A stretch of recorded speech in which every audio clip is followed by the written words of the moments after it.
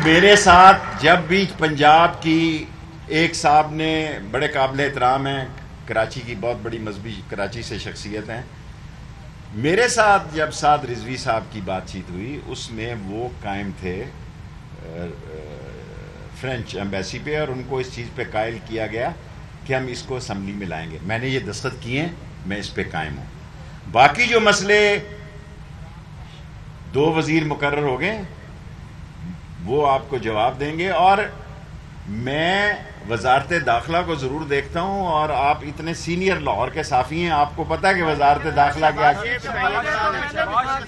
मैंने बात की है शहबाज शरीफ शीन लीग के एस्टेब्लिशमेंट से मामला तय पा गए। मुझे ये नहीं पता किससे मामला तय पा गए। मुझे ये पता है कि इमरान खान साहब 5 साल पूरे करेंगे और अगले इलेक्शन में भी इंशाअल्लाह हम पूरी कोशिश करेंगे। फैसला, इज्जतें, तरक्कियां ये अल्लाह के कब्जे में है। 5 साल इमरान खान मेरी दुआ भी है और उसी के साथ खड़ा हूं। Thank you very much. ताज़ा तरीन वीडियोस के लिए हमारा YouTube चैनल सब्सक्राइब करके बेल आइकन प्रेस करिए ताकि आपको मिले हर अपडेट सबसे पहले।